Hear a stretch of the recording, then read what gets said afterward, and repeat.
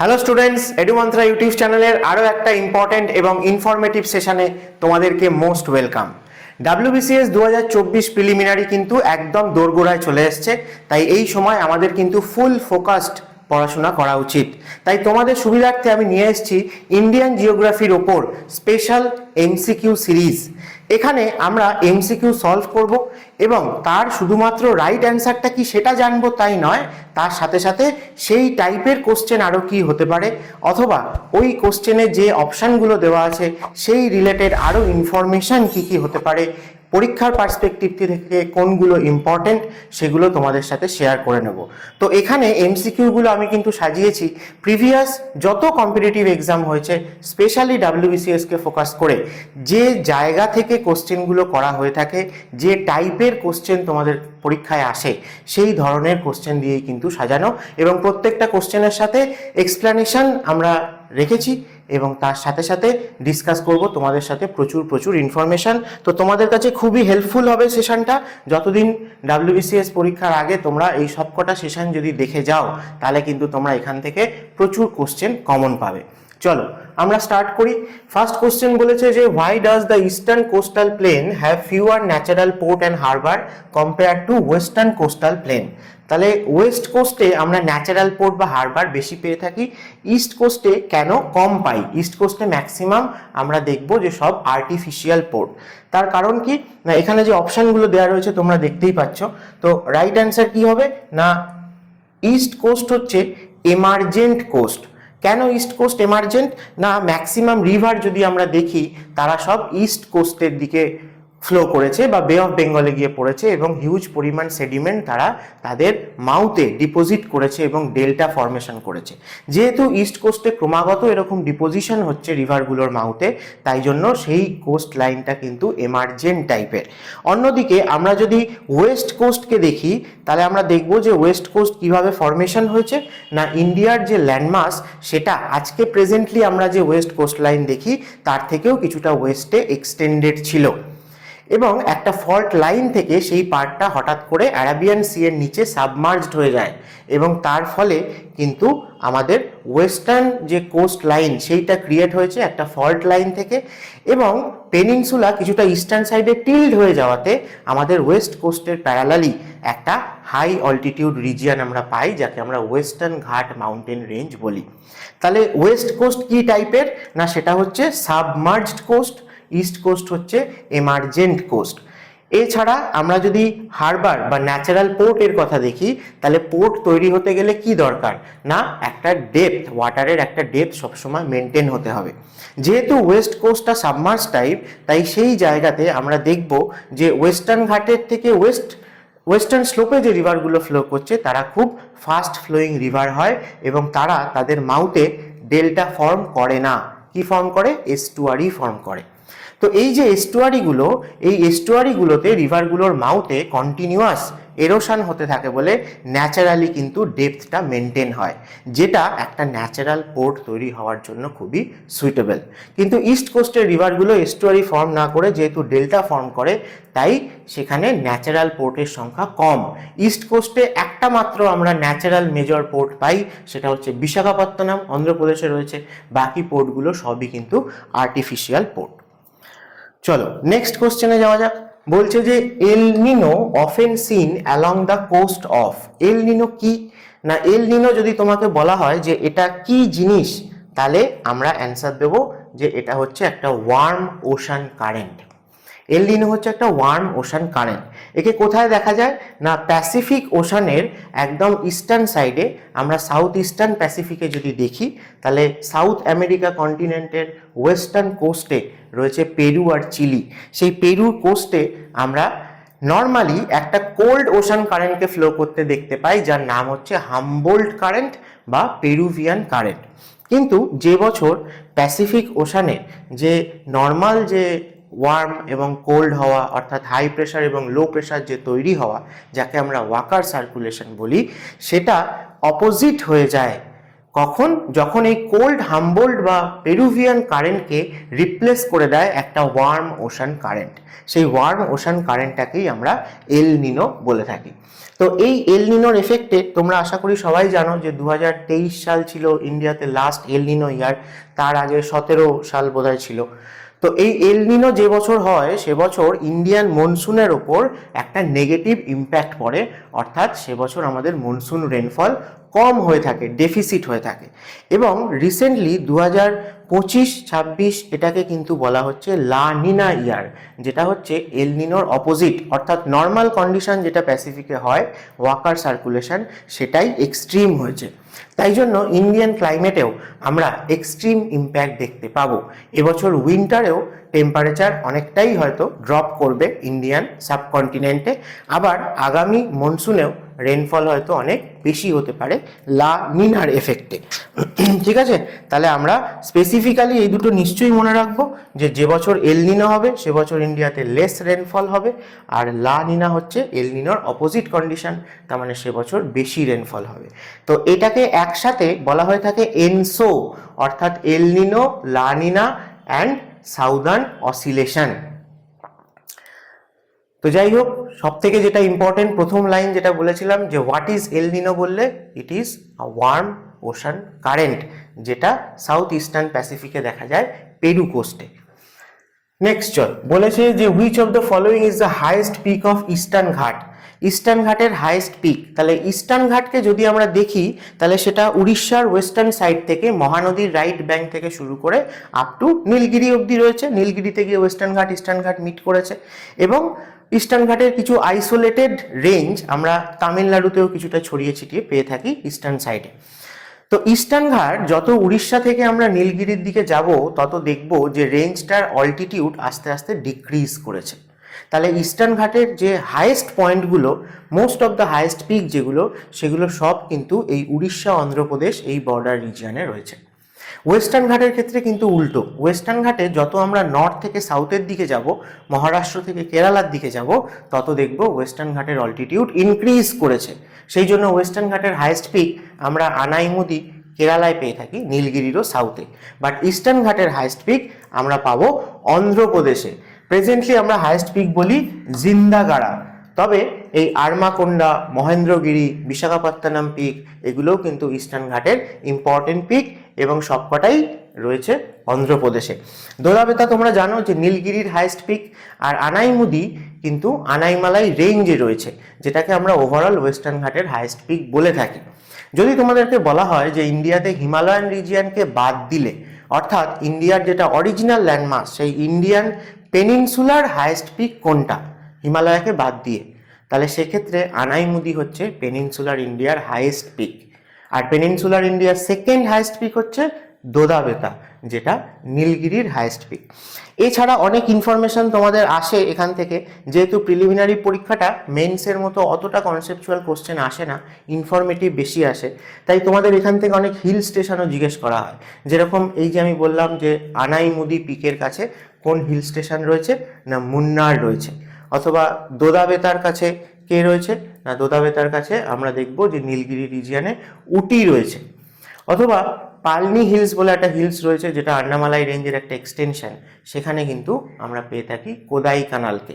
এরকম প্রচুর hill station কিন্তু হিমালয়ান রিজিয়নের মতো ইন্ডিয়ান পেনিনসুলাতেও রয়েছে, সেগুলোও কিন্তু বহুবার আগেও কোশ্চেনে এসছে, আগামী দিনে আবার আসতে পারে। ঠিক আছে, যেমন পাঁচমারি মধ্যপ্রদেশে রয়েছে, সাতপুরা রেঞ্জে মহাদেও হিলসে রয়েছে। নেক্সট কোশ্চেন দেখো, বলেছে যে the desert national park of Rajasthan সেটা কোন ডিস্ট্রিক্টে রয়েছে।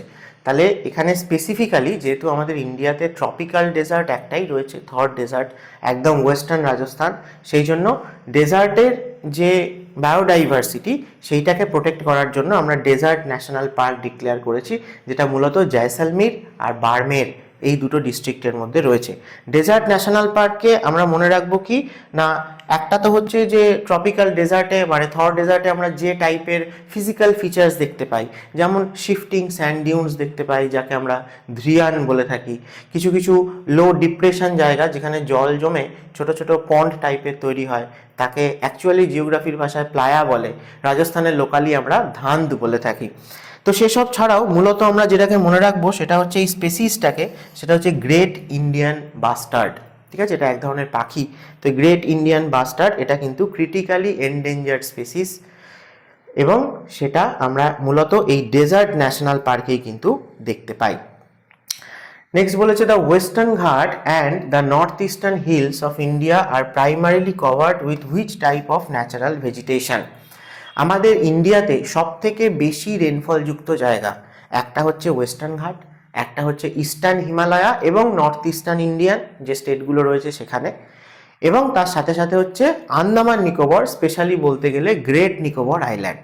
তো এই তিনটে রিজিয়নে আমরা কিন্তু ট্রপিক্যাল এভারগ্রিন ফরেস্ট বা যাকে আমরা ট্রপিক্যাল রেন ফরেস্ট বলে থাকি সেইটা পার্টিকুলারলি পেয়ে থাকি। তাহলে এই তিনটে জায়গা অবশ্যই মনে রাখবে, ট্রপিক্যাল এভারগ্রিন বা ট্রপিক্যাল রেন ফরেস্ট ওয়েস্টার্ন ঘাটে পাওয়া যায়, এবং সাউদার্ন সাইডে নীলগিরি আন্নামালাই রিজিয়ান, এই পুরো রিজিয়ানটা, এবং ইস্টার্ন হিমালয়া আর নর্থ ইস্টার্ন স্টেট, তার সাথে Andaman Nicobar, specially great Nicobar island, great Nicobar biosphere রিজার্ভও যেখানে রয়েছে। ঠিক আছে, আর তো ভেজিটেশন আমাদের ইন্ডিয়াতে অনেক রকমই পাওয়া যায়, তার মধ্যে যদি দেখো যে সব থেকে বেশি কি রয়েছে তাহলে আমরা ট্রপিক্যাল ডেসিডুয়াস টাইপের ভেজিটেশন কিন্তু ইন্ডিয়াতে বেশি পাই, যেহেতু ইন্ডিয়াতে ক্লাইমেটটা মনসুন টাইপের ক্লাইমেট।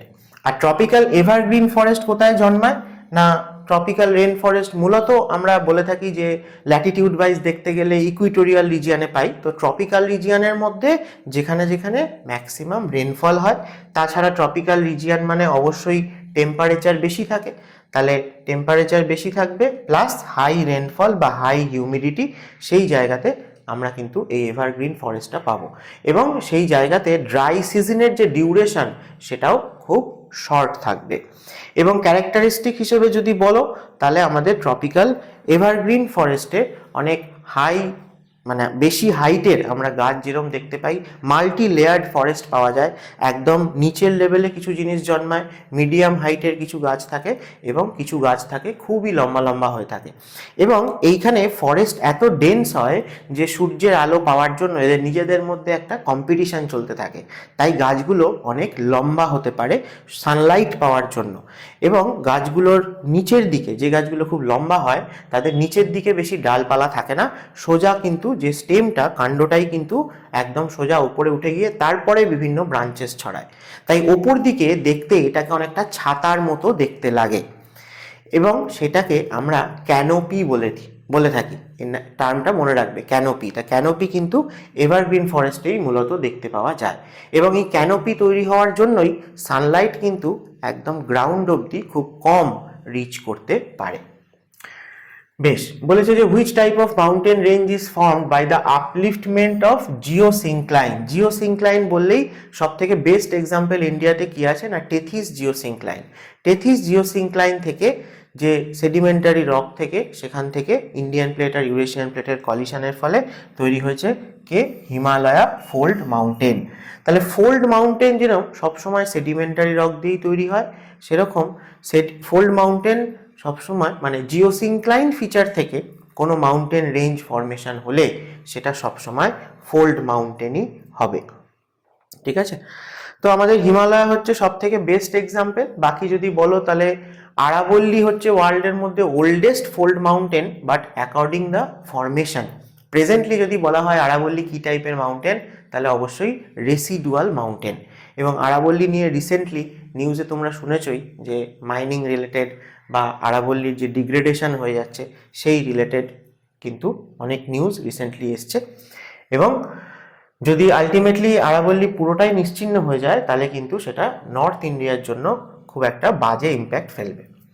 ব্লক মাউন্টেনের এক্সাম্পল ইন্ডিয়াতে আমরা জানি বিন্ধ্য সাতপুরা হচ্ছে ব্লক মাউন্টেন। ঠিক আছে, আর ভলক্যানিক মাউন্টেন সেই অর্থে ইন্ডিয়াতে পাওয়া যায় না, তবে যতটুকু যা ভলক্যানো আমরা পাই আন্দামান নিকোবর রিজিয়নে পেয়ে থাকি। আচ্ছা, নেক্সট বলেছে the western cyclonic disturbance that enter Indian subcontinent from the West and the northwest during the winter month originating from which of the following region? তাহলে কিসের কথা এখানে বলা হচ্ছে না ওয়েস্টার্ন ডিস্টারবেন্সের কথা বলা হচ্ছে না শীতের মোটামুটি শেষের দিকে জানুয়ারি ফেব্রুয়ারি মার্চ এই সময়টায় আমরা দেখব যে আমাদের নর্দার্ন ইন্ডিয়াতে কিন্তু খুব হাই ফগ হয়, কখনো কখনো রেনফল হয়ে থাকে। সেগুলোর পেছনে কে দায়ী না আমরা বলি ওয়েস্টার্ন ডিস্টারবেন্স। তার মানে একটা কোনো টাইপের ডিস্টারবেন্স যেটা এই সমস্যাগুলো ক্রিয়েট করছে। তো এটাকে ওয়েস্টার্ন ডিস্টারবেন্স কেন বলি না জেনারেলি দেখবে উইন্ডের নাম আমরা সেই রেসপেক্টে দিই যে যেদিক থেকে উইন্ড ফ্লো করে আসছে। তাহলে এই ডিস্টারবেন্সটা ইন্ডিয়ার ওয়েস্টার্ন সাইড থেকে ক্যারি ফরওয়ার্ড হয়ে আসে, সেই জন্য একে আমরা ওয়েস্টার্ন ডিস্টারবেন্স বলি। তাহলে ওয়েস্টার্ন ডিস্টারবেন্স জিনিসটা অ্যাকচুয়ালি কি না সেটা তৈরি হয় মেডিটেরিয়ান সি রিজিয়ানে, এবং সেই রিজিয়ানে একটা টেম্পারেট সাইক্লোন ফেনোমেনা তৈরি হয়। সেই টেম্পারেট সাইক্লোনটা মেডিটেরিয়ান সি থেকে আস্তে আস্তে ইন্ডিয়ার দিকে ফ্লো করে আসে এবং তাকে নিয়ে আসতে হেল্প করে কে ওয়েস্টার্লি জেট স্ট্রিম। তো ওয়েস্টার্লি জেট স্ট্রিমের সাহায্যে এই মেডিটেরিয়ান সি এর ওপরে তৈরি হওয়া যে টেম্পারেট সাইক্লোন সেটা ধীরে ধীরে ইস্টের দিকে ওয়েস্ট থেকে ইস্টের দিকে ফ্লো করে আসে এবং ইন্ডিয়ান ল্যান্ডমাসে এন্টার করে পাঞ্জাব প্লেন্স দিয়ে বা কাশ্মীর ভ্যালি দিয়ে, এবং আমাদের হিমালয়ের সাউদার্ন সাইড দিয়ে কিন্তু এটা আস্তে আস্তে ইস্টার্ন ইন্ডিয়ার দিকে যায়। তাই আমাদের পাঞ্জাব, হরিয়ানা বা উত্তরাখণ্ড, উত্তরপ্রদেশ, বিহার, এমনকি কোনোবার এর ইন্টেন্সিটি বেশি থাকলে তখন আমরা আসাম অবধিও কিন্তু এর এফেক্ট দেখতে পাই। তো এই ওয়েস্টার্ন ডিস্টারবেন্সের জন্য যদি অল্প রেনফল হয় সেটা কিন্তু অ্যাকচুয়ালি আমাদের নর্থ ইন্ডিয়ায় হুইটের রাইপেনিংয়ের জন্য ভালো।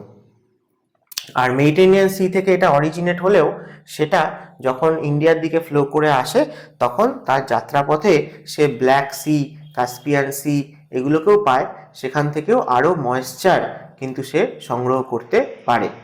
সেই জন্য ফাইনালি যখন ইন্ডিয়াতে এন্টার করে তখন সেই ময়েশ্চারগুলোর ইম্প্যাক্টে আমরা রেনফল দেখতে পাই এবং কোথাও কোথাও হেভি স্নোফলও আমরা দেখতে পাই হিমালয়ান রিজিয়ানে, যেহেতু এই সময় অলরেডি টেম্পারেচার অনেক কম থাকে এবং এটা রবি ক্রপের জন্য কিন্তু কিছুটা হলেও ভালো। আচ্ছা, বলেছে which type of rocks mainly compose the peninsular plateau of India. আমাদের পেনিনসুলার যে প্ল্যাটু সেটাকে আমরা ওয়ার্ল্ডের মধ্যে ওল্ডেস্ট কন্টিনেন্টাল ক্রাস্ট হিসেবে গণ্য করি, ওল্ডেস্ট ল্যান্ডমাস। তাহলে এই ওল্ডেস্ট যে কন্টিনেন্টাল ক্রাস্ট যা রয়েছে ওয়ার্ল্ডে সেগুলো কোন সময় তৈরি হয়েছে না আর্কিয়ান টাইম পিরিয়ডে তৈরি হয়েছে, তাই সেগুলোকে আমরা বলি আর্কিয়ান রক সিস্টেম দিয়ে তৈরি। এবং এই আর্কিয়ান রক সিস্টেমের মেন অবশ্যই ইগনিয়াস রক, তার মেন রকগুলো, এবং তার মধ্যে প্রধান রক হিসেবে আমরা কিন্তু গ্রানাইটকে পেয়ে থাকি। তো এই যে গ্রানাইট সেটা দিয়েই মূলত আমাদের এই ওভারঅল পেনিনসুলা অ্যাকচুয়ালি তৈরি। এখন হয়তো প্রেজেন্টলি আমরা বিভিন্ন জায়গায় আলাদা টাইপের রক ফরমেশন দেখতে পাই, কিন্তু পেনিনসুলার যেটা ফান্ডামেন্টাল বেসমেন্ট সেইটা কিন্তু আর্কিয়ান রক সিস্টেম এবং গ্রানাইট রক দিয়েই তৈরি। তো যেহেতু এত পুরনো পেনিনসুলা, তাই আস্তে আস্তে এই গ্রানাইট রক কোথাও কোথাও মেটামরফিজম হয়ে গেছে এবং মূলত আমরা নিস এবং সিস্টকে পেয়ে থাকি। তো সেই জন্য old crystalline igneous and metamorphic rock দিয়ে তৈরি হচ্ছে আমাদের Indian peninsula Archaean rock system, যার মেন রক গ্রানাইট। তাহলে আমরা ইন্ডিয়াতে মানে পেনিনসুলায় রক হিসেবে কি পাই না গ্রানাইট পাই, এবং তার মেটামরফিক ভার্সান হিসেবে নিস এবং সিস্টকে পেয়ে থাকি।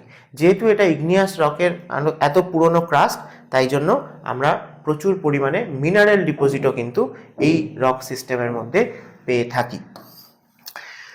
বেশ, এছাড়া প্রেজেন্টলি আমরা এখন দেখবো যে কোথাও কোথাও আলাদা আলাদা রক সিস্টেম ফরমেশন হয়েছে, সেটা এই যে ওল্ডেস্ট ক্রাস্ট তার উপরে ফরমেশন হয়েছে, যেমন ভিন্দিয়ান রক সিস্টেম, যেরকম Gondwana rock system, Cuddapah rock system সেরকম। আচ্ছা, বলেছে যে which type of weathering is primarily involve the enrichment of bauxite and other ore. তাহলে বক্সাইট জেনারেলি আমরা দেখতে পাবো যে কোন রিজিয়ানে পাবো না যে জায়গাতে সয়েলের ওপরে লিচিং প্রসেসটা বেশি হয়েছে। এখানে যে অপশানগুলো ছিল সেই রেসপেক্টে দেখতে গেলে বলেছে যে কেমিক্যাল ওয়েদারিং বেশি হয়েছে। তা কেমিক্যাল ওয়েদারিং কোথায় বেশি হয় না যেখানে ক্লাইমেটের ভ্যারিয়েশন বেশি রয়েছে, অর্থাৎ অল্টারনেট ড্রাই অ্যান্ড ওয়েট এইরকম টাইপের সিজন আসছে এবং তার সাথে সাথে টেম্পারেচার খুব হাই থাকছে। তাহলে একটা সময় যখন টেম্পারেচার খুব বেশি থাকছে ড্রাই সিজন, তখন সেই জায়গায় কিন্তু ওপরের যে লেয়ারগুলো সেগুলো অনেকটা লুজ হয়ে যাচ্ছে, এবং যখন বৃষ্টি হচ্ছে ওয়েট সিজনে তখন তার মধ্যে ওয়াটার এন্টার করছে এবং ধীরে ধীরে কেমিক্যাল ওয়েদারিং হচ্ছে, অর্থাৎ আস্তে আস্তে তার ওয়েদারিং হওয়ার ফলে আমরা দেখতে পাবো যে রক থেকে ধীরে ধীরে সয়েল তৈরি হবে।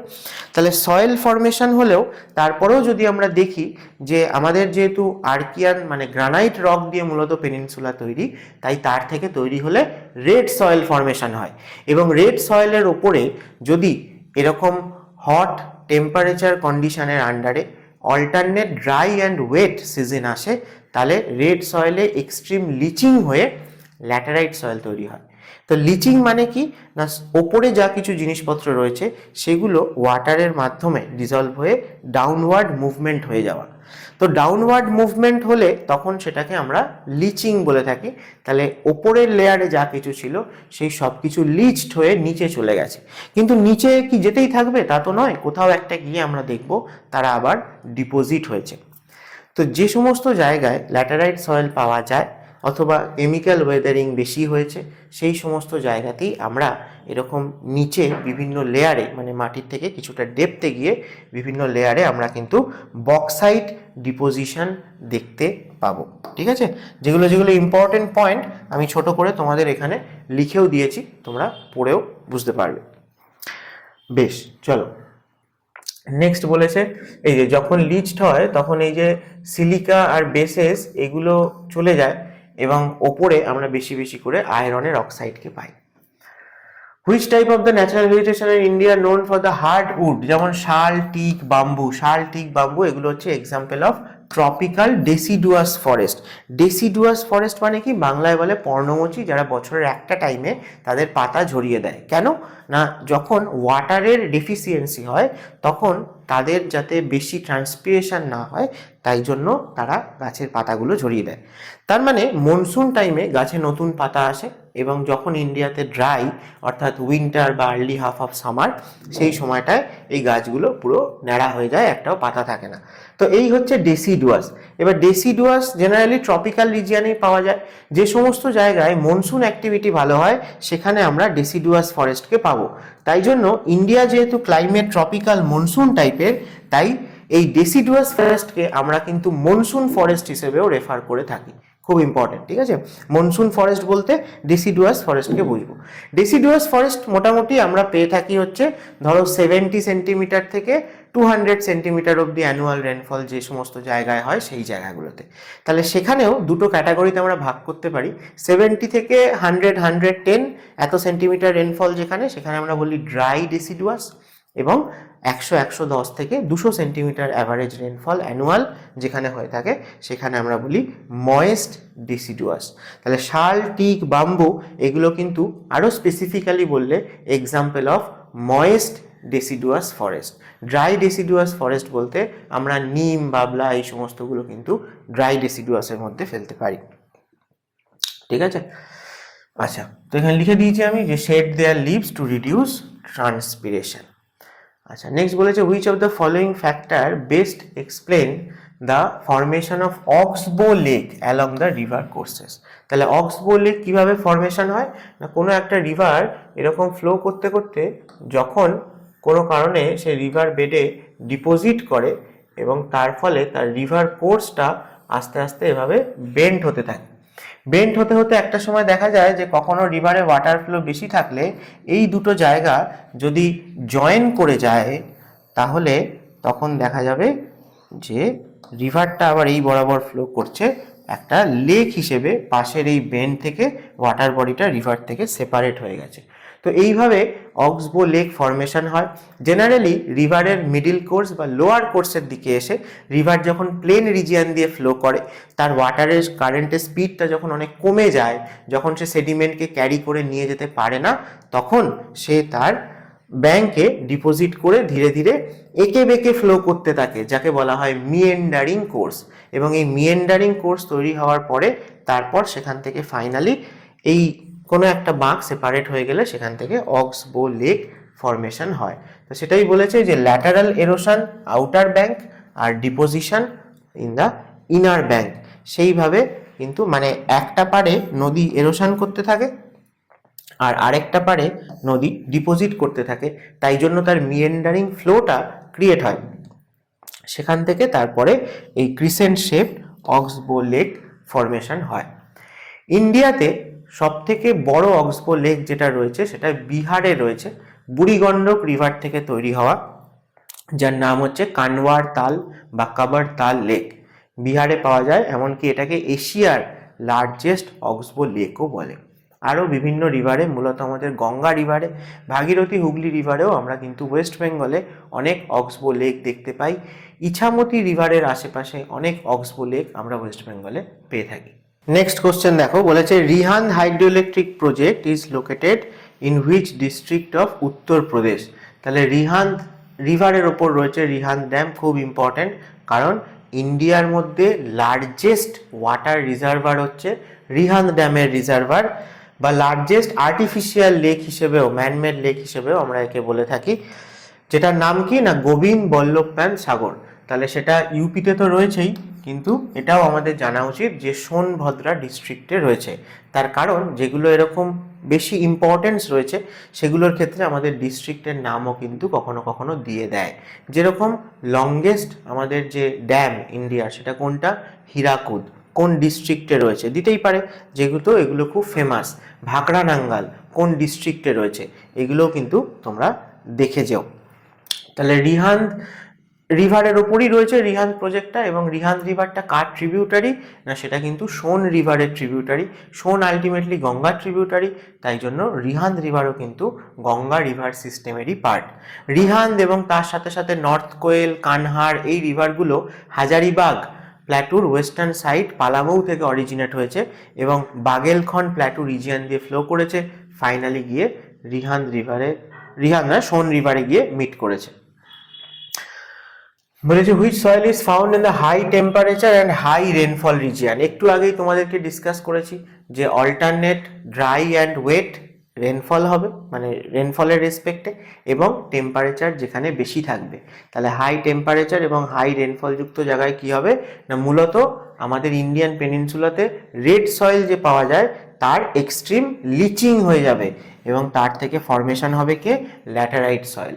রেড সয়েল তো রেড এমনি তার কালারটা লাল রঙের, কিন্তু ল্যাটেরাইট সয়েল যখন লিচিং হওয়ার পর তৈরি হয় তখন আরও বেশি বেশি করে ওপরের লেয়ারে শুধুমাত্র আয়রন অক্সাইডগুলোই পড়ে থাকে, সিলিকা, অ্যালুমিনিয়াম এগুলোর ডাউনওয়ার্ড লিচিং হয়ে যায়। তাই ল্যাটেরাইট সয়েলটা দেখতে আরও লাল কালারের, পোড়া ইটের মতো দেখতে হয়। এই ল্যাটার মানেই হচ্ছে ব্রিক বা ইট, সেখান থেকেই সয়েলটার নাম ল্যাটেরাইট হয়েছে। রেড সয়েলের থেকে ল্যাটেরাইট সয়েলে মিনারেল কম্পোজিশন বা নিউট্রিয়েন্ট আরও কম থাকে, কারণ জিনিসপত্র সব তলায় লিচিং হয়ে চলে গেছে। তো হাই টেম্পারেচার এবং alternate wet and dry season, ঠিক আছে।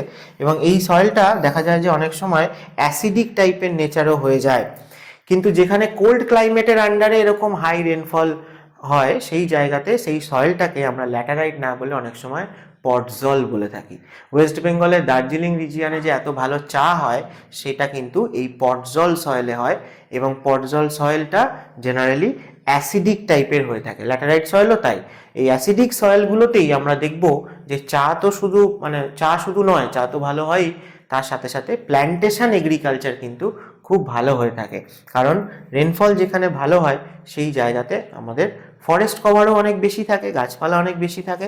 তো সেই ফরেস্টকে ফাঁকা করে দিয়ে ডিফরেস্টেশন করে আলটিমেটলি আমরা কি করেছি না, সয়েলটা পুয়ার বলে আমরা কিন্তু এগ্রিকালচারাল ক্রপ ভালো করতে পারি না, কিন্তু ক্যাশ ক্রপ বা প্ল্যান্টেশন ক্রপ মানে চা, কফি, ক্যাশুনাট, টপিওকা, বিভিন্ন টাইপের স্পাইসেস, ঠিক আছে, এই সমস্তগুলো আমরা কিন্তু ল্যাটেরাইট সয়েলে বেশি করে থাকি।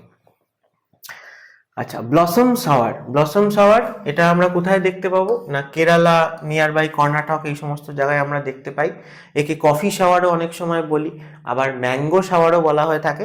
তো মূলত কর্ণাটক, কেরালার কোস্টাল রিজিয়নে আমরা একে দেখতে পাই। তো সেটা কিসের জন্য ভালো না কফি কাল্টিভেশনের জন্য ভালো বলেই সেটাকে আমরা কফি শাওয়ারও এমনিতে বলে থাকি। তাহলে এই যে জিনিসগুলো হয় এটা এই কর্ণাটক কেরালা রিজিয়নে যেমন আমরা এই নামে চিনি, আমাদের ওয়েস্ট বেঙ্গলেও কিন্তু এটা দেখতে পাওয়া যায়, মানে সেম টাইমে হয়ে থাকে। কখন না প্রি মনসুন টাইমে, অর্থাৎ আমাদের যে এপ্রিল মে মাস, মার্চ এপ্রিল মে, সেই সময়টায় আমরা কিন্তু এই টাইপের প্রি মনসুনাল লোকাল ফেনোমেনা দেখতে পাই, প্রি মনসুন রেনফল আমরা কিন্তু পেয়ে থাকি। তাহলে কি হয় না এই সময় ল্যান্ডমাসে যেহেতু প্রচণ্ড টেম্পারেচার বেশি থাকে, তাই জন্য দেখা যায় যে লো প্রেশার তৈরি হয় এবং নিয়ারেস্ট আমাদের যে অ্যারাবিয়ান সি বা বে অফ বেঙ্গল সেই ওয়াটার বডি থেকে সেখানে কম্পারেটিভলি হাই প্রেশার থাকে, কারণ ল্যান্ডমাসে এক্সট্রিম লো প্রেশার তৈরি হয়েছে এক্সট্রিম হিটিংয়ের কারণে। তাই ওয়াটার বডি থেকে ল্যান্ডমাসের দিকে উইন্ড ফ্লো করে আসে এবং সে ময়েশ্চার নিয়ে আসে। সেই ময়েশ্চারগুলো থেকেই আমরা কিন্তু কোস্টাল রিজিয়নে এই প্রি মনসুন টাইপের রেনফলটা পেয়ে থাকি, যেটাকেই আমরা ওয়েস্ট বেঙ্গলের নরওয়েস্টার বা কালবৈশাখী বলি, আসামে যেরকম বরদলি, চেরা বলি। এরা সবাই দেখা যায় প্রি মনসুন টাইমে, মনসুন রেনফলের সাথে এগুলোর কোনো সম্পর্ক নেই। What is the main reason behind the formation of the lagoon in the eastern coastal plain? তাহলে লেগুন কেন ফরমেশন হয়েছে না, আমি আজকেই একটু আগে প্রথম দিকে ডিসকাস করছিলাম যে ইস্ট ফ্লোয়িং যে রিভারগুলো সেগুলো জেনারেলি ডেল্টা ফরমেশন করে। কেন না তারা হিউজ অ্যামাউন্ট অফ সেডিমেন্ট নিয়ে এসে ডিপোজিট করছে তাদের মাউথে। কারণ আমরা দেখব যে ইস্ট ফ্লোয়িং রিভারগুলো যেরকম অনেক লম্বা লম্বা রিভার, তার সাথে সাথে আমাদের হিমালয়ান রিভারেরও এই গঙ্গা, ব্রহ্মপুত্র এদের যে ড্রেনেজ সিস্টেম, সেখান থেকেও প্রচুর পরিমাণ সেডিমেন্ট নিয়ে এসে এরা কিন্তু তাদের মাউথে জমা করে। সেই জন্য যেরকম ডেল্টা ফরমেশন হয়েছে, সেই ডিপোজিশনগুলো তো রিভারের তরফ থেকে হচ্ছে, তার সাথে সাথে যেহেতু এইটা একেবারেই প্লেন ফ্ল্যাট রিজিয়ন, তাই জন্য টাইডাল অ্যাক্টিভিটিও কিন্তু এখানে খুব ভালো দেখা যায়। তাহলে হাই টাইড এবং লো টাইড যে অ্যাক্টিভিটি এবং তার সাথে রিভারের ডিপোজিট করা যে সেডিমেন্ট, এই দুইয়ের মাধ্যমে আমরা কোস্টাল রিজিয়নে দেখতে পাবো যে লেগুন ফরমেশন হচ্ছে। লেগুন মানে কি না, লেগুন মানে হচ্ছে এরকম কোস্টাল রিজিয়নের লেক যেটা ওশান বা সি এর সাথেও কানেক্টেড, আবার ল্যান্ডের ইন্টিরিয়ার থেকেও কোনো না কোনো ফ্রেশ ওয়াটার স্ট্রিম এসে সেখানে পড়েছে। তাই লেগুনের যে ওয়াটারটা তার স্যালিনিটি ওশান ওয়াটারের থেকে কম হয়, বাট ফ্রেশ ওয়াটারের থেকে বেশি হয়। তাই লেগুনগুলোতে যে স্যালিনিটির ওয়াটার আমরা পাবো তার পার্সপেক্টিভ থেকে এই লেকগুলোকে আমরা কিন্তু ব্র্যাকিশ ওয়াটার লেকও বলে থাকি। ঠিক আছে, ব্র্যাকিশ ওয়াটার লেক। তাহলে লেগুন এই কারণেই ফরমেশন হবে, তাহলে mainly deposition from river plus sea ওয়েভের অ্যাকশন বা টাইডাল অ্যাক্টিভিটির যে অ্যাকশন সেইগুলো। তাহলে চিল্কা, পুলিকট আমাদের ইস্ট কোস্টের বড় বড় লেগুন। কেরালা সাইডেও আমরা কিন্তু লেগুনকে পাবো, তবে সেই জায়গাতে আমরা তাদেরকে ব্যাক ওয়াটার লেক হিসেবেও কিন্তু কনসিডার করি। ব্যাক ওয়াটার শুধুমাত্র মালাবার কোস্টেই পাওয়া যায়, কেরালা কোস্টে, কিন্তু ব্র্যাকিশ ওয়াটার লেক বলতে সবকটা লেগুনকেই বলা হয়। আর এই লেগুনগুলো মালাবার কোস্টে আমরা কয়াল নামেও চিনি, যেমন ভেম্বনাথ কয়াল, অস্তমুদি কয়াল। ঠিক আছে, বাট ফরমেশনের দিক দিয়ে, ক্যারেক্টারের দিক দিয়ে তারা কিন্তু সবাই লেগুন। আর এই যে লেগুনগুলো হয় সেগুলো ন্যাচারালি কোনো একটা স্যান্ড বার দিয়ে, মানে তার মাউথটা পুরোপুরি ওপেন হয় না, একটা ন্যাচারালি ক্রিয়েট হওয়া স্যান্ড বার দিয়ে কিন্তু ওশান বা সি এর থেকে সেপারেট হয়ে থাকে। তো এইরকম স্যান্ড বার যেটা রয়েছে পুলিকট লেকের মাউথে, ঠিক আছে, সেখানেই কিন্তু আমাদের শ্রীহরিকোটা রয়েছে। বলেছে which of the following is a national waterway between Haldia and Prayagraj. তাহলে হলদিয়া থেকে প্রয়াগরাজ নয়, অ্যাকচুয়ালি প্রয়াগরাজ থেকে যদি আমরা ধরি তাহলে এলাহাবাদ বা প্রয়াগ থেকে শুরু করে আপ টু হলদিয়া বা গঙ্গাসাগর অবধি এখানে রয়েছে গঙ্গা রিভার, গঙ্গা এবং ভাগীরথী, হুগলি। তো সেই রিভারে আমরা পেয়ে থাকি হচ্ছে ন্যাশনাল ওয়াটারওয়ে 1। তার সাথে সাথে তোমাদের আরও কিছু মনে রাখার দরকার ন্যাশনাল ওয়াটারওয়ে, যেমন ন্যাশনাল ওয়াটারওয়ে 2 ততটাই ইম্পর্টেন্ট, ব্রহ্মপুত্র রিভারে রয়েছে, আসামে রয়েছে, সাদিয়া থেকে শুরু করে আপ টু ধুবড়ি অবধি, সাদিয়া থেকে ধুবড়ি অবধি এটা আমরা ন্যাশনাল ওয়াটারওয়ে 2 পাই। আবার কোচি পোর্টকে কানেক্ট করছে যে সেই জায়গায় আমরা ন্যাশনাল ওয়াটারওয়ে 3কে পেয়ে থাকি। এবং ন্যাশনাল ওয়াটারওয়ে 4 খুব ইম্পর্টেন্ট, আমাদের ইস্ট কোস্টের প্যারালালি একটা যত ওয়াটার বডি রয়েছে, কোস্টাল ওয়াটার বডি এবং রিভার, তাদেরকে কানেক্ট করে যে ক্যানেলটা, তাকে আমরা বলি বাকিংহাম ক্যানেল। এটা অনেক পুরনো একটা ক্যানেল, ব্রিটিশদের বানানো। প্রেজেন্টলি এটার নাম হচ্ছে বাকিংহাম ক্যানেল। এটা হচ্ছে ন্যাশনাল ওয়াটারওয়ে 4, এবং যেটা গোদাবরী রিভারের যে ডেল্টা, সেখানে কাকিনাড়া ডিস্ট্রিক্ট থেকে শুরু করে আপ টু পন্ডিচেরির সাউথে ভিল্লুপুরাম অব্দি এক্সটেন্ডেড রয়েছে। আচ্ছা, আরও এরকম টুকটাক ন্যাশনাল ওয়াটারওয়ে তোমাদের জিজ্ঞেস করতে পারে, যেগুলো ইম্পর্টেন্ট রিভার, যেমন যমুনা রিভার জিজ্ঞেস করতে পারে, ন্যাশনাল ওয়াটারওয়ে 110 সেরকম, ঠিক আছে। আচ্ছা, বলেছে which valuable tree grown mainly in the western Himalaya and used for construction. তাহলে যদি আমরা ওয়েস্টার্ন হিমালয়ের দিকে যাই, তাহলে আমরা দেখব যে ইস্টার্ন হিমালয়তে যে টাইপের ভেজিটেশন পাওয়া যায়, হার্ডউড, এভারগ্রিন ফরেস্ট বা ট্রপিক্যাল ময়েস্ট ডেসিডুয়াস ফরেস্ট, সেটা কিন্তু ওয়েস্টার্ন হিমালয়তে এতটা পাওয়া যায় না, কারণ ইস্টার্ন হিমালয়ের থেকে ওয়েস্টার্ন হিমালয়তে কম্পারেটিভলি রেনফল অনেক কম হয়। তাই সেখানে লোয়ার রিচেসে আমরা ড্রাই ডেসিডুয়াসকে বেশি পাবো। যত আস্তে আস্তে ওপর দিকে যাব, তত আমরা কনিফেরাস টাইপের ট্রিও পাবো। তো সেখানে সব থেকে বেশি ওয়েস্টার্ন হিমালয়াতে আমরা পাইন এবং দেওদার, এই জাতীয় জিনিস কিন্তু পেয়ে থাকি। এখানে দেওদার ছিল, তো দেওদার যেরকম প্রচুর পাওয়া যায় এবং পাইন গাছও প্রচুর পাওয়া যায় ওয়েস্টার্ন হিমালয়ান রিজিয়ানে, এবং তাদের যে টিম্বার ভ্যালু, সেটা কম্পারেটিভলি মানে ওই রিজিয়ানে যা হার্ডউড পাওয়া যায় তাদের মধ্যে ভালো, তাই তার থেকে আমরা কনস্ট্রাকশনের কাজে ইউজ করে থাকি। স্লিপার তৈরি হয় বা ফার্নিচার তৈরি হয়, সেই সমস্তগুলো, ঠিক আছে। আচ্ছা, নেক্সট বলেছে which drainage pattern resembles the branches of a tree and is common in the rivers of the northern plain. আমাদের নর্দার্ন প্লেনে মূলত যে টাইপের রিভারের গুলোর ড্রেনেজ প্যাটার্ন দেখতে পাওয়া যায়, সেই প্যাটার্নটা কি রকমের, না এই প্যাটার্নটাকে আমরা বলি dendritic drainage pattern. Dendritic drainage pattern মানে তোমরা যদি গঙ্গাকেও ফ্লো করো, তাহলে দেখবে যে গঙ্গার যে ট্রিবিউটারিগুলো, সেগুলো সব তাদের সাথে অ্যাকিউট অ্যাঙ্গেলে এসে মিট করেছে। অর্থাৎ এই যে প্যাটার্নটা তৈরি হচ্ছে, এই প্যাটার্নটা আমরা ডেনড্রনের মতন একটা, সেই রেসপেক্টে একে বলা হয় ডেনড্রাইটিক ড্রেনেজ প্যাটার্ন। অর্থাৎ ট্রিয়ের যেরকম ব্রাঞ্চ হয়, সেই রকম ধরনের প্যাটার্নটা আমরা দেখতে পাই। কোথায় এরকমটা দেখা যায়, না যেখানে স্লোপটা খুব জেন্টেল রয়েছে, এবং মানে লিথোলজি বলেছে এখানে যেটা, সেটা হচ্ছে যে খুবই ইউনিফর্ম এবং জেন্টেল স্লোপ যেখানে রয়েছে, সেই জায়গাতে আমরা এই টাইপের কিন্তু দেখতে পাবো। তাছাড়া radial drainage pattern important. Radial drainage pattern মানে হচ্ছে কোথাও একটা রিজিয়ানে হাইল্যান্ড রয়েছে, সেখান থেকে in all direction river originate হয়েছে এবং ফ্লো করেছে, 360 ডিগ্রি ডাইরেকশনে ফ্লো করেছে। তাহলে আমরা কোথায় কোথায় দেখতে পাবো, না আমাদের Chotanagpur plateau region, Amarkantak plateau region, Meghalaya plateau, এই জায়গাগুলোতে আমরা রেডিয়াল টাইপের ড্রেনেজ দেখতে পাবো। আর সেন্ট্রিপেটাল ড্রেনেজ দেখা যায় হচ্ছে যে চারিদিকে হাই অল্টিটিউড মাউন্টেন রয়েছে, মাঝে কোথাও ডিপ্রেশন রয়েছে, সেই জায়গাতে আমরা সেন্ট্রিপেটাল দেখতে পাই, রেডিয়ালের উল্টো। তো সেগুলো আমরা জেনারেলি লাদাখ টাদাখ রিজিয়ানে পেতে পারি, বা হিমালয়ান হাই অল্টিটিউড রিজিয়ানে পেতে পারি, যেখানে চারিদিকে অল্টিটিউড বেশি, মধ্যিখানে ডিপ্রেশন, তাই ওয়াটারটা সেখানে এসে জমা হয়েছে, অর্থাৎ সেন্টারে এসে জমা হয়েছে। নেক্সট বলেছে which island of the India strategically important near the Malacca straight. তাহলে মালাক্কা স্ট্রেট খুবই ইম্পর্টেন্ট একটা মেরিটাইম ট্রেড রুটের পার্ট, যেটা ইন্ডিয়ান ওশান এবং প্যাসিফিক ওশানকে কানেক্ট করে, বড় করে বলতে গেলে।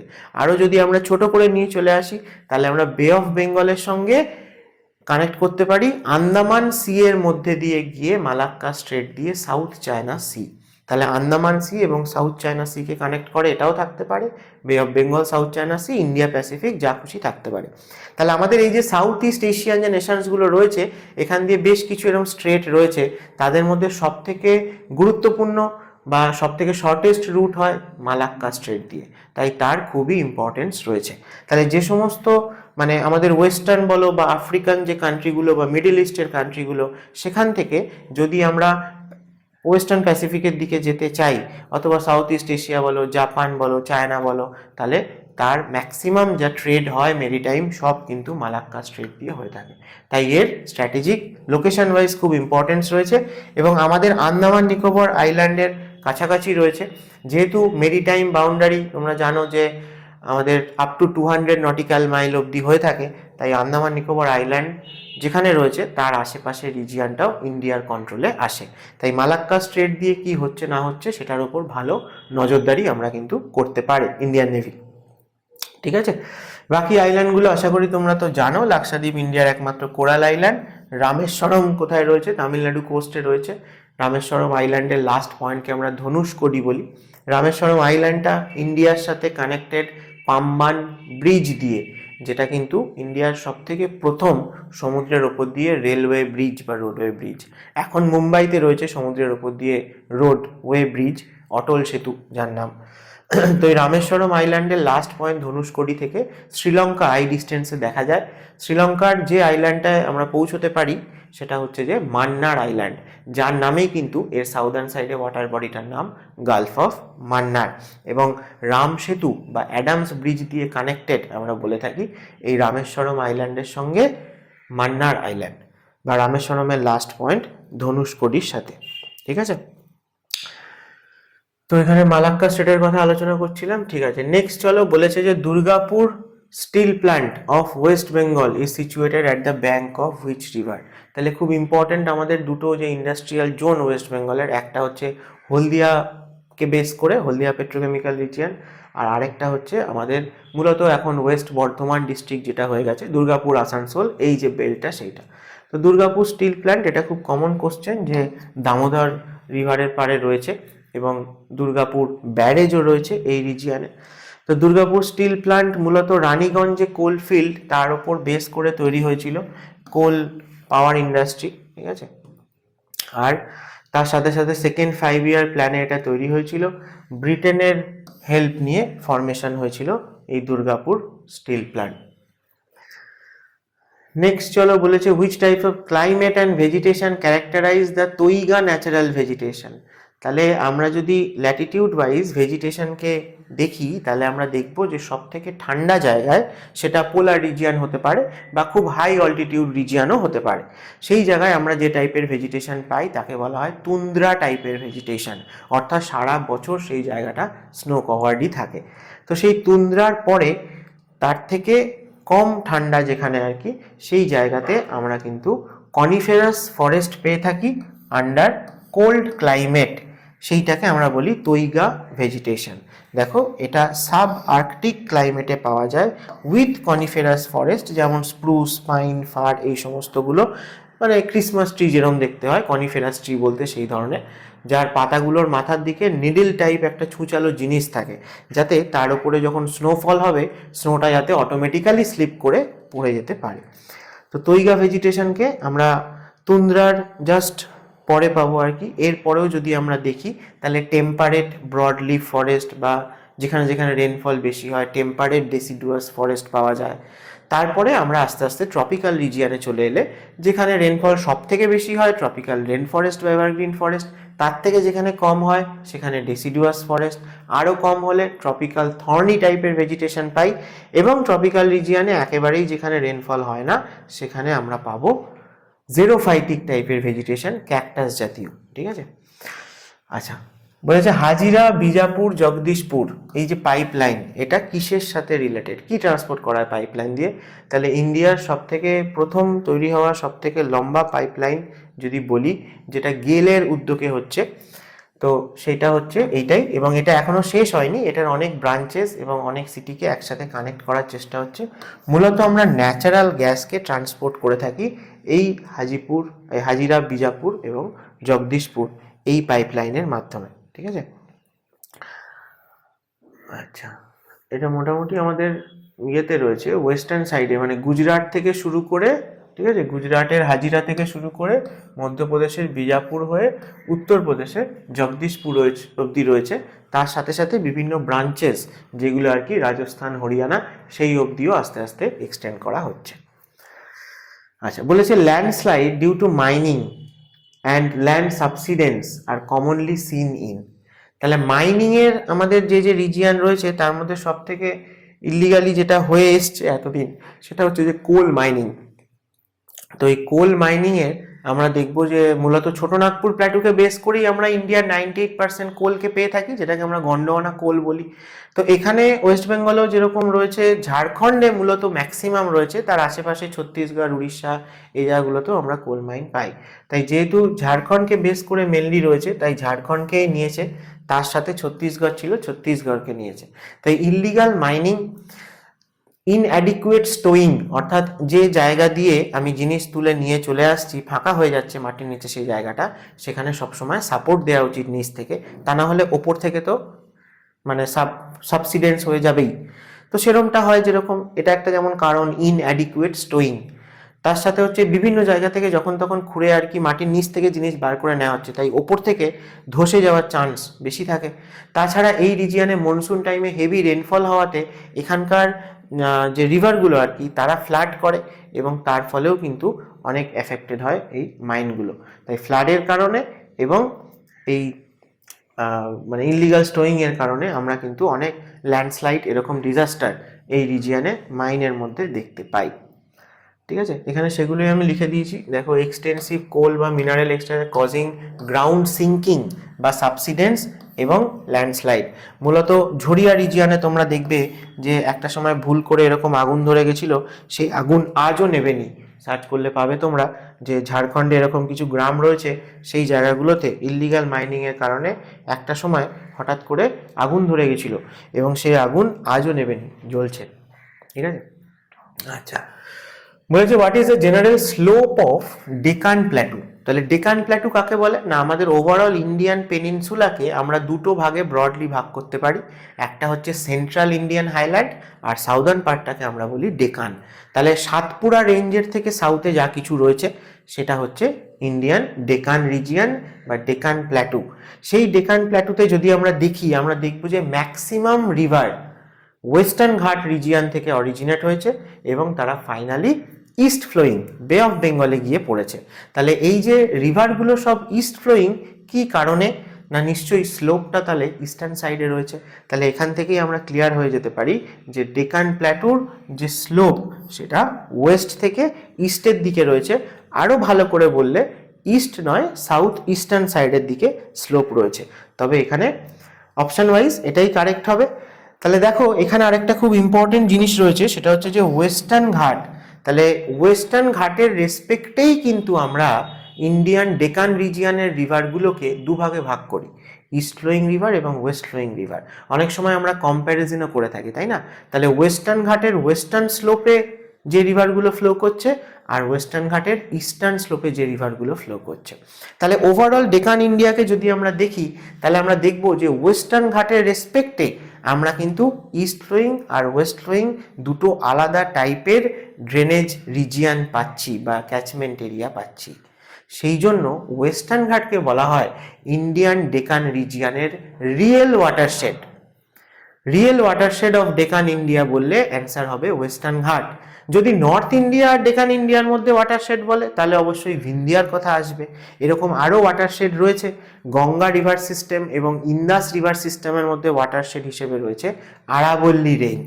ঠিক সেরকম কারাকোরামও একটা ওয়াটারশেড, যে ইন্ডিয়াতে ইন্দাস রিভার বেসিনকে সেপারেট করেছে চায়নার তারিম বেসিনে যে রিভার বেসিন রয়েছে তার সাথে। ঠিক আছে, অথবা আমরা অরুণাচল প্রদেশের একদম ইস্টার্ন সাইডে পাটকই রেঞ্জ যেটা, সেটাকে আমরা বলে থাকি watershed between India and Myanmar. তো এই সবগুলোই ইন্ডিয়ার ইম্পর্টেন্ট ওয়াটারশেড। ভিন্দিয়া নর্থ আর সাউথ ইন্ডিয়ার মধ্যে ওয়াটারশেড, বাট শুধু সাউথ ইন্ডিয়া বা ডেকানের মধ্যে বললে ওয়েস্টার্ন ঘাট হচ্ছে রিয়েল ওয়াটারশেড। চলো, আজকে আমরা এতগুলো কোশ্চেন ডিসকাশন করলাম। তো আশা করি প্রতিটা কোশ্চেনের সাথে প্রচুর প্রচুর ইনফরমেশন তোমাদেরকে শেয়ার করলাম। তোমাদের নিশ্চয়ই ভালো লেগেছে, এফেক্টিভ হয়েছে, আশা করি অনেক কিছু জানতে পেরেছো।